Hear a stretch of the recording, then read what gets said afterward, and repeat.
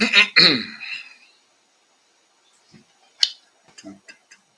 do, do. Mm-mm. Okay, okay. I think I'm being heard loud and clear. Hello, everybody. How are you? Good Monday afternoon. Not everybody likes Mondays. I don't remember my issues with Mondays because I don't have a job right now. Yeah, that'll change in a little bit. But at any rate, uh, Toby, hey. So, my friend's dog, her horse is under the computer. There it is. All right. Good evening, everybody. I hope all is well with you and with yours. Um, First off, I want to explain the title. It's a title that you're probably not used to per se. And the title is Ivrit Makri'it.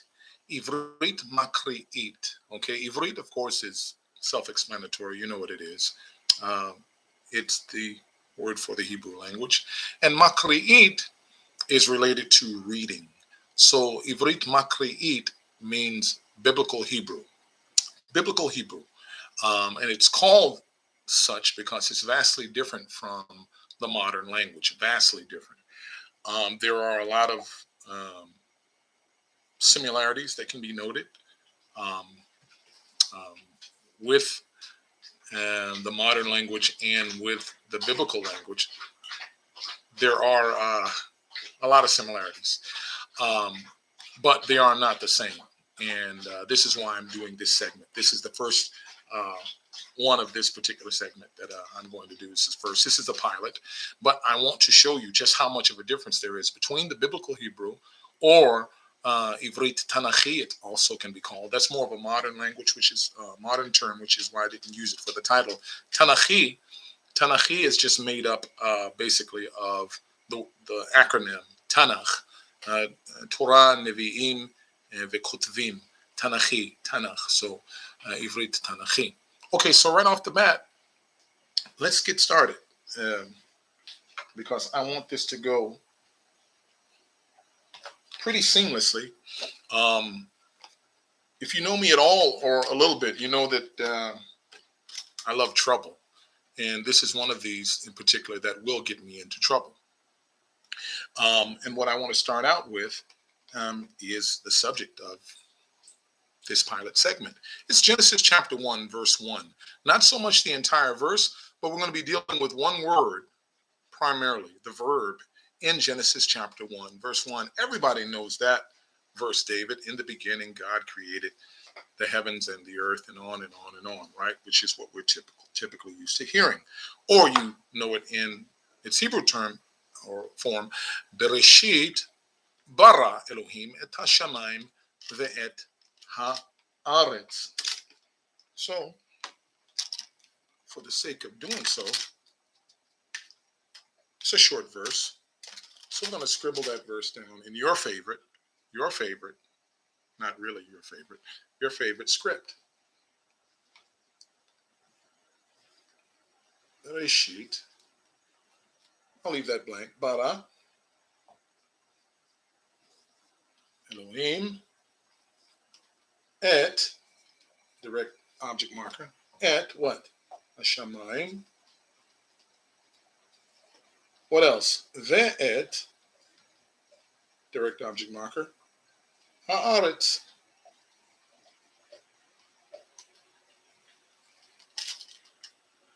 There it is.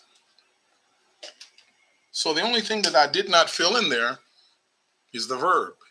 I left the verb out.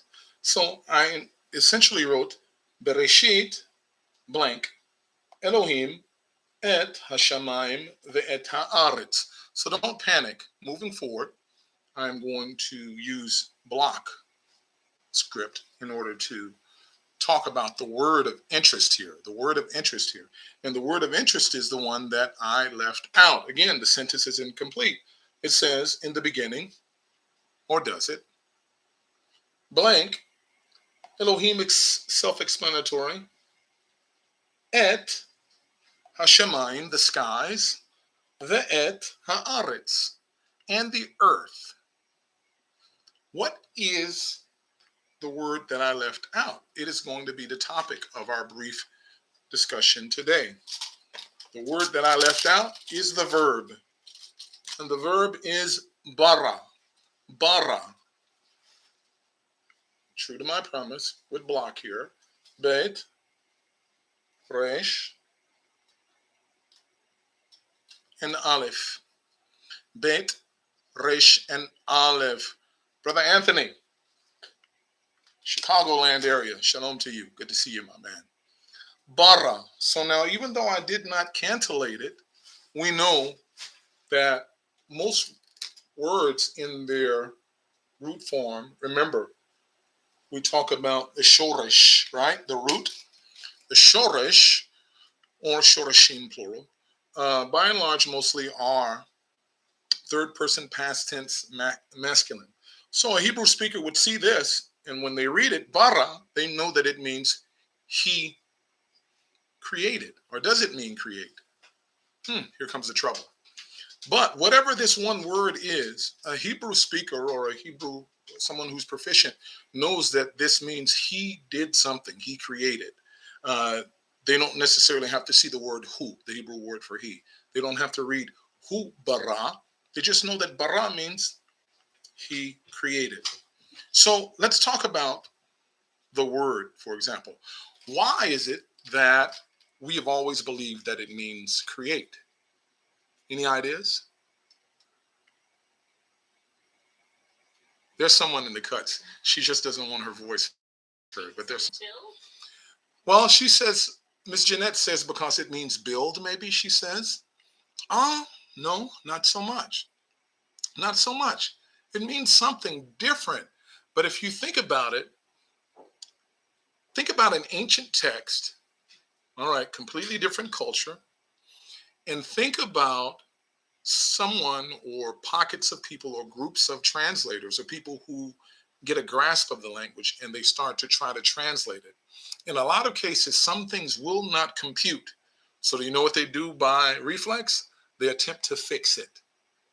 They attempt to fix it. But guess what happens if your translation of that word doesn't work every time you see that word? I'm going to show you an example of this today. So before I get into trouble about the sequence of creation and X, Y, and Z and da da da da da, let me tell you that bara or bara does not mean create. It does not mean create. All right, so keep in mind, ancient languages like Hebrew deal in the concrete meanings versus abstract. All right, you know the difference between concrete and abstract. Where the concrete meaning is rooted in something solid, definite, it has a solid, definite meaning. There's not a lot of wiggle room. Abstract is more of a modern thing. It's something that has to be conceptualized in the mind and on and on and on. So the ancients hearing a word like, hey, in the beginning, God created. Created is something that they would have a hard time trying to get a grasp on, okay? Whereas when I show you the meaning of this word, using the Bible to interpret the Bible. Make, Brother Anthony, that's another thought, but no, it's not it either. In modern terms, and see, here's where it's kind of tricky. In the modern thought process, I cannot tell you that it would be wrong to say that it means make. Or I couldn't tell Miss Jeanette that she's wrong by saying that maybe it means to build. But in its most concrete terms, which is what we're going to allow the Torah to do, if you have a Bible handy, turn to Bereshit, Genesis chapter 41, verse 1. Genesis chapter 41, verse 1. And while you do that, I'm just going to go back through briefly the word that we're dealing with. We're dealing with Genesis chapter 1, verse 1, but chiefly we're dealing with the verb in this verse to show you the difference between biblical Hebrew and the modern Hebrew, but why it matters to be familiar with the culture and with the language. So, Bereshit, I left out the verb there. Bereshit, in the beginning, or is it? Elohim, that's self-explanatory. Reshit bara Elohim. What did he make, or what did he do with this verb that's missing? He came up with et hashamayim, the skies, ve'et haaretz. Here's the root that I left out. How about this? Hopefully you have Genesis chapter 41, verse 1 by now. So we have our root with the bet, on the vet in this case, there's no dot. The dot's missing, play games with the dots. But bara, let me hide for a second. That's your root. So in Genesis chapter 41, verse 1, if we want to get the concrete, and there's a couple places we can get this from, but if you want to get the concrete meaning of the word bara, we find it used in another part of the text. Of course, you know this part. So it starts off in Genesis 41:1. It says, Vayehi miketz shnatayim yamim. And so it was in 2 years of days. Ufaro cholem, Pharaoh dreamed, vehine omed al hayeor. And he stood on the banks of the Nile. What did he see? Great sight, right? Vehine min hayeor. And then suddenly, from out of the Nile, olot sheva parot yafot mar'eh, there arose 7 good-looking cows of good appearance. Listen for our root word because it's in this verse. It's just in a different form. The next adjective is uvriot. Uvriot. Uvriot. And if you take that word that we have in the text, I'm going to show you it's the same word. Because in order to make uvriot out of that, we would just add a vav. Yeah.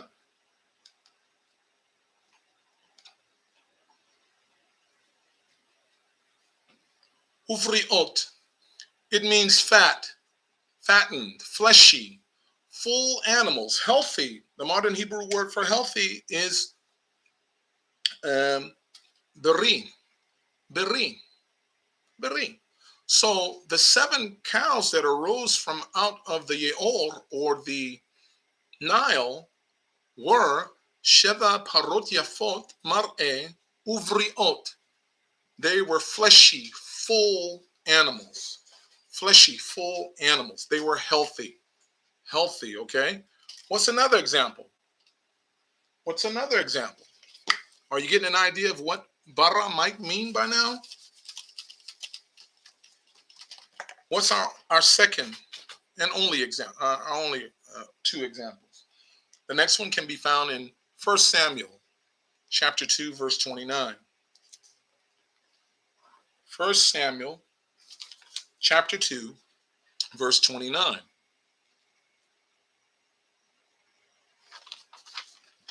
And what do we have in that verse? There is a question that's being raised. And in this verse, it's asking a simple question about the habits of Israel. So it says here in verse 29, find it. Everything runs together in the Hebrew Bible. It can be tough to see. Lama tivatu bezivhei uveminhati asher tziviti ma'on.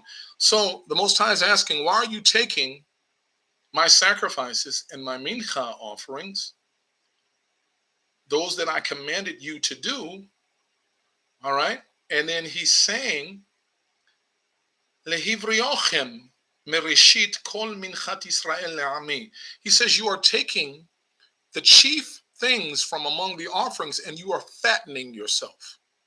Fattening yourself. And guess what the root of that word is? Bet, resh, and aleph. Can you hear it?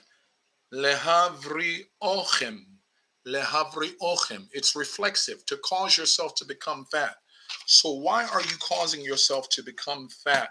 By taking the choices of my offerings from my people. Well, Bara means to fill out or to fatten. Are you shocked, Miss Jeanette?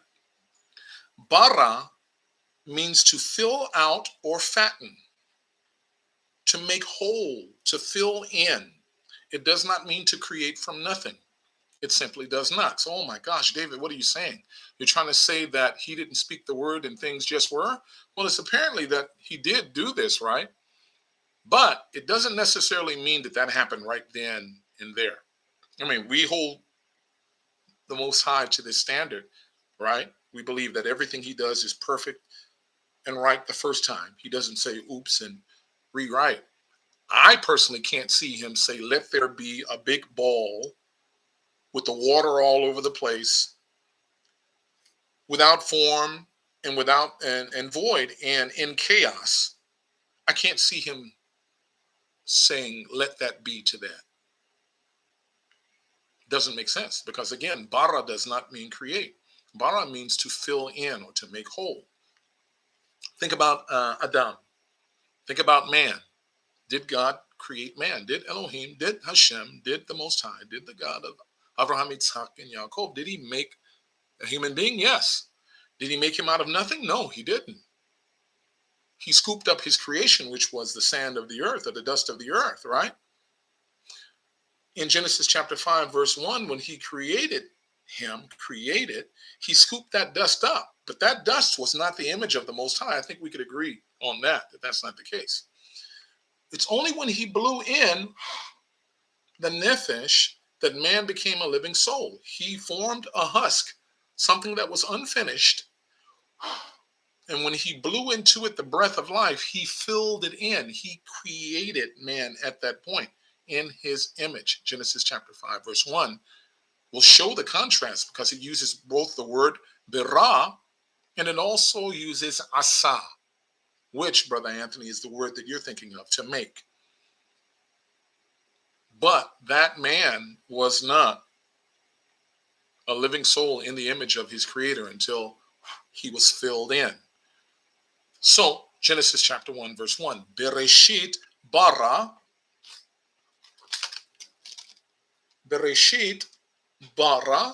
Elohim. Even the word Reshit, translated loosely as the beginning, doesn't mean the beginning. So what's going on? Well, again, if we're thinking along the lines of modern language and abstract view, then you can say, yeah, it's the closest thing that we can get to beginning. But notice that Resh, Shin, and I badly misspelled it too. I should give myself an F. Well, let's just write the word properly here. So let's say you have Reshit.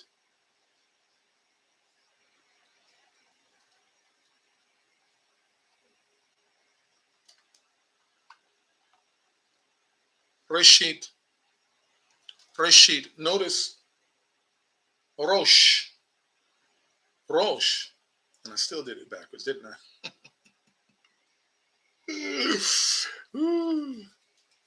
Oh my gosh.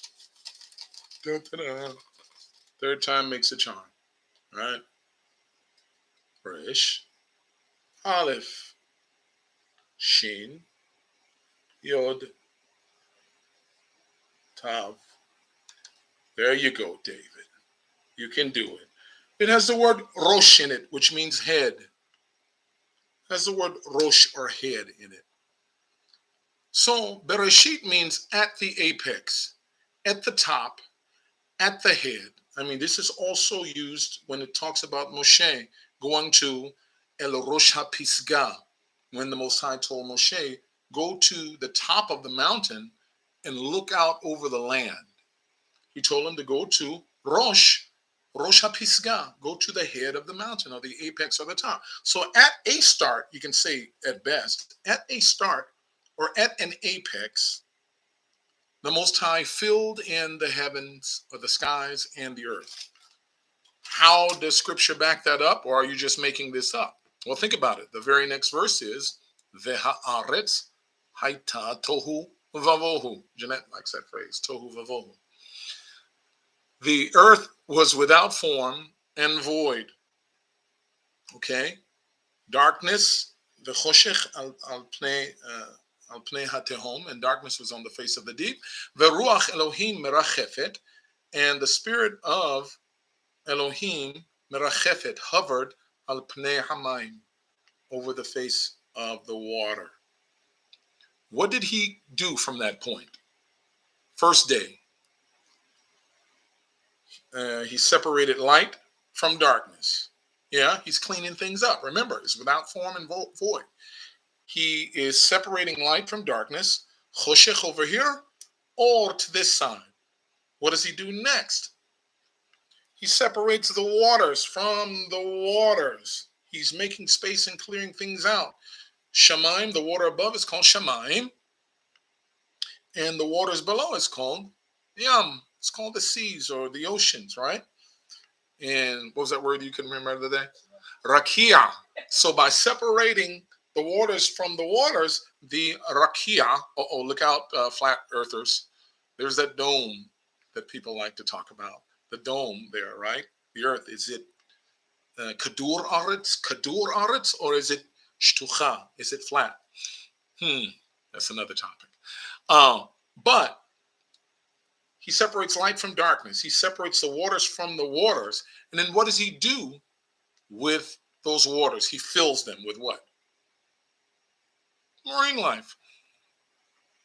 On the land, when he moved the waters out of the way, the dry land appeared. And what did he do? He created all sorts of cool animals. Let there be a funny colored horse with spots and a really long neck. And somebody can call it a giraffe. It's kosher. Oh, wow. So someone here just told me that giraffes are kosher. Giraffe sandwich. I could see it. It's got to be seasoned right. Anything seasoned right. What did he do with the dry land? Now you have the quadrupeds. He creates all of the different animals that roam the land.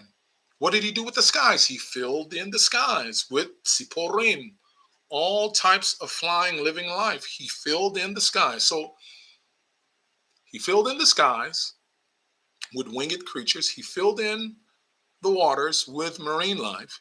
He covered the tevel, or the dry land, with these quadrupeds and romes, slippery, slimy snakes, and anything else that was living. The expanses of darkness, he created the great lights, right? Orim gedolim et yareach, the moon, all right, to rule by night, et hashemesh lemimshalot bayom, and the sun to rule by the day. He's filling in all of these things. So again, that brings us back to Genesis 1:1. In the beginning, God created. Not exactly. He filled in what was there. Now, if you want to have a conversation about what was there from before, I don't believe there's anything written on it. So I could spin you a tale for a nominal fee, but I can't answer that question. If I would want to hypothesize, and I would do so carefully, the expanse of the universe, this is why he's called Chei HaOlamim, or Adon HaOlamim. He may have created it. Well, he created it at one point, and either it got used or it fell out of use, or maybe it was the byproduct of a lot of movement within the galaxy that he created. But nonetheless, he created it all. But in its state, at the opening of Bereshit, it was not usable and conducive to human life. So he filled it in. It was a husk, and he filled it in. Sister Kaira, exactly. He fattened it like with sheep. Which, thank you for that segue, sister. Shalom to you. Which brings us to a little bit more proof before we're done, because these will be short segments. So we know that the root was, or the word was bara.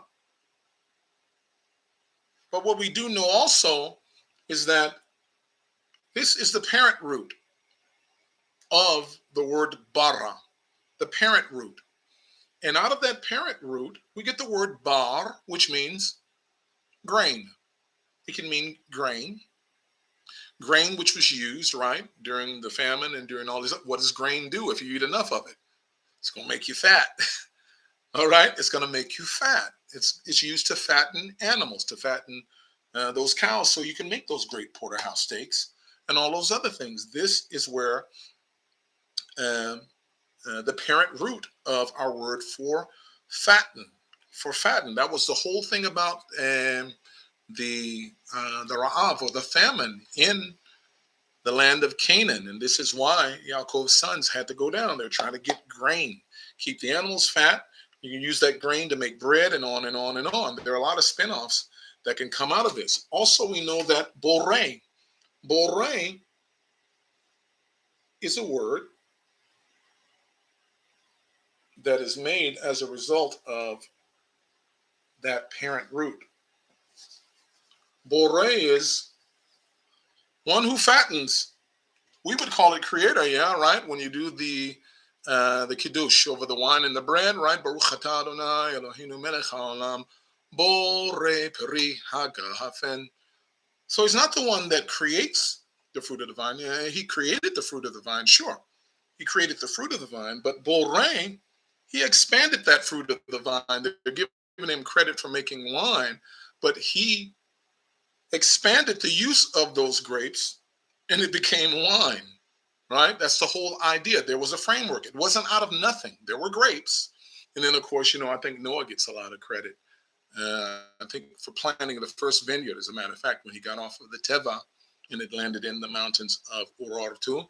And it says that he planted a vineyard. And the Turks have a tradition within their community that there's a town there called Timanye, which is the Arabic word for 8. And it signifies the 8 people that were on board the boat, and on and on. But again, bore is a word that comes as a result of the parent root. What else do we have? And you can also, I want to give you one example so you'll see what happens when you take the concrete meaning of a word, because we established that bore means to fatten, bara means to fatten. So if you get that understanding out of I think the 47 or 48 times that this word appears in the Hebrew Bible, we'll show you what happens when the word doesn't work and it messes with translation or it messes with theology. This happened in Ecclesiastes chapter 12, verse 1. In Ecclesiastes chapter 12, verse 1, or Kohelet, as it's called in Hebrew. So in the book called Kohelet, a lot of the translations will say, remember your creators. Remember your creators. Uh-oh, there's a problem there, because how many gods are there? But Ecclesiastes chapter 12, verse 1 uses this form of the word. It says, remember, and I'm going to squeeze that right there. Ran out of room. Borecha. Borecha. Sorry about, I destroyed that kaf sofit, wedged it in there. But the yod makes this a plural word. And the translators, the English translators, just don't know what to do with it. So in Ecclesiastes chapter 12, verse 1, it says, remember your creators. But a lot of translations will say, remember your creator. They'll take the S off of it. So they simply don't know what to do with it. And if you look at the greater context of what's being said there, it's talking about people when they're in their youth. Remember the ones who fill you. Remember the ones who round you out or fill you out or make you whole. It doesn't mean create. Otherwise, those who teach you would be your creators. Doesn't jive quite, right? Right? Now, you can argue in the modern sense based on the way we understand things in the West. Sure, in a way that they created me because they all know. Creation in modern Western thought means to make something out of nothing. Again, this does not jive with the word bore in the ancient Hebrew custom. Finally, there's another part of it that I find very interesting, and this will do it for this. There is a parallel that you'll find in the book of Zechariah, I think it's chapter 3, verse 2, where, back in your Christmas days when you used to sing, and he shall purify the sons of Levi, right? Right? Who, but who may abide the day of his coming, and who will stand when he appears? Because he'll be like a refiner's fire and what? A fuller's soap. A fuller's soap. So, check this neat thing out before we go. Really, really neat, I think. So, the word in Zechariah chapter 3, verse 2 is borit.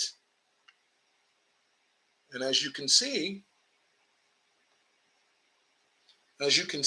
your parent root is there. The beit and the resh. Borit. Borit is like a borax. That's interesting, huh? You can't find it? Oh, you know what? It's probably because in the Hebrew Bible, it's different, yeah. But borit is the word that's used there. The word that follows it up, its root is mechabes or kabes, to wash. Okay? Borit. How do you get borit? You're going to like this. I think it's really, really neat. How do you get borit? Or how do you get this borax? How do you get this whitening? How do you get this whitening agent? Well, if you take away those last two letters and go right back to our parent root, bar, which is grain, right? The ancients would take the stalks of the grain and they would burn them to ash.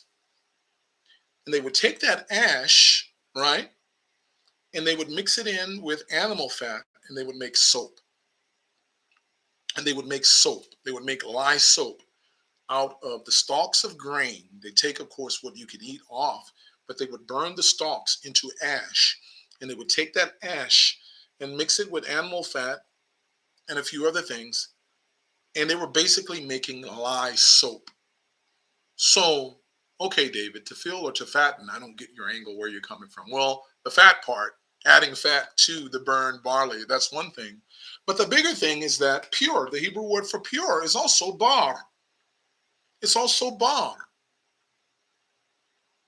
Pure, right? You know that famous verse, or that verse that a lot of people use where they say, kiss the sun, lest he be jealous? Does it really say that? And I'm not making a theological statement at all. I'm just saying that you might want to look at that again, because the word bar in Aramaic means sun.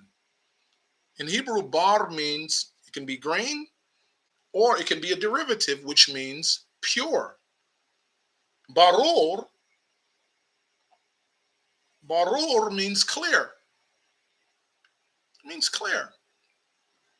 So how do we wrap this thing up? How do we wrap this thing up?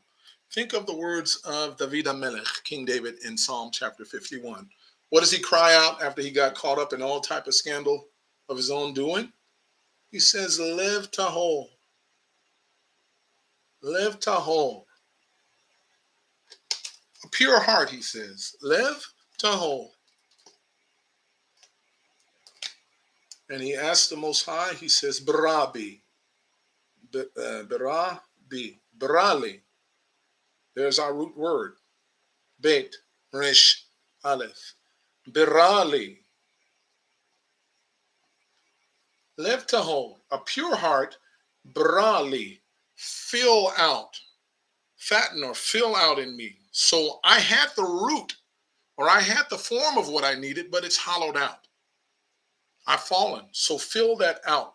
Restore that Lev Tahor that I had, that you gave me.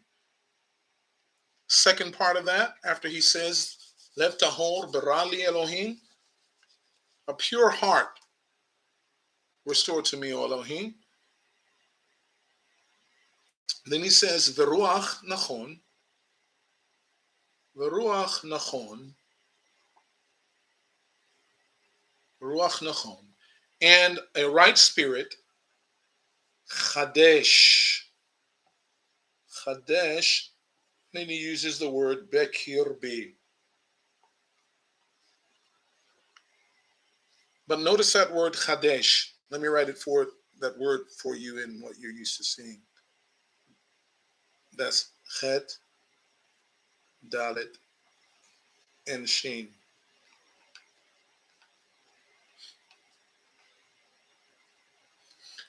The Ruach Nachon, Hadesh or Hadesh Bekirbi. Hadesh, he's saying, renew in me a right spirit. But even the word Hadesh is related to filling in. It's where we get the word Chodesh from month, right? The word Chodesh. And it's just a system of waxing and waning. The moon is full and completely full in the middle of the month, right? It's a crescent going in and going out. When it's full, it's full. But when it's a new moon, it's just a sliver. But it waxes and or it wanes, but it's a cycle. It goes around. It fills in, it hollows out. It fills in and it hollows out. So he's saying, fill me in with that which I once had, all right, a pure heart, and in a right spirit, just like the cycle of the moon. Just like the cycle of the moon, bring it back around. I hope that made some type of sense to you. And at the end of the day, oh no, David said we're wrong. David said God didn't create the universe. David said that the Most High, Hashem Yahuwah, El Elyon, did not create the heaven. No, David didn't say that exactly. I'm saying don't just swallow hook, line, and sinker what the translators will give you. And on the last time I was on here, I made mention to watching a couple of videos where individuals were making comments. They were textual critics, and they were making comments about how some people are getting carried away with Hebrew and some people are getting carried away with Greek, and God will understand X, Y, and Z, and all of these things regardless of what language that you're speaking. But as you can see, there is the proper understanding that you would be able to attain if you look at the meanings of the words through the lenses of the ancients, and chiefly allowing the Bible to interpret the Bible. So yeah, I hope you get something out of this that's good, that's useful. And if you'd be so kind, please like, share, and subscribe to this channel. Leave me comments. Tell me what you liked. Tell me what you didn't like. Beat me up. Any of those things. I would love to get some feedback from you. So without dragging on any further, as always, I will leave you with the Aaronic benediction. The Most High commanded Moshe, Aaron, and his sons to bless the people in this particular way. Why? Well, it's because the name was not to become something that's lost in time, as unfortunately, by and large, it has become. But he wanted his name to be placed on the people. So they blessed the people accordingly with the words, Yivarechecha, Adonai v'yishmarecha, Ya'er Adonai panav elecha v'yihorecha, Yisa Adonai panav elecha v'yasem lecha shalom. May the Most High guard over you, literally preserve you, keep watch over you. May the Most High cause his face to shine upon you and be gracious to you. May the Most High lift his countenance upon you and give you his shalom, his wholeness, or his peace. Why? Because when we're not lacking, we don't. When we're lacking, or when we're not lacking, we don't whine as much. When we tend to have what we need, things seem to be okay. And understanding that when we have him, we do have everything that we need. That's what we should seek. Bevakasha, Brother Anthony, always a pleasure, my man. Always a pleasure. When you do see me again, it will be the same segment, but it will cover a request. I believe the username was Just Seth, I believe. It was a request covering Exodus chapter 3, I think, 13 through 15. It's the name. It's the name. So the next time you see me, Bezrat Hashem, with his help, I will be doing that. Until then, you guys, much love. And I look forward here to seeing you all real soon. Be well. Yalla bye.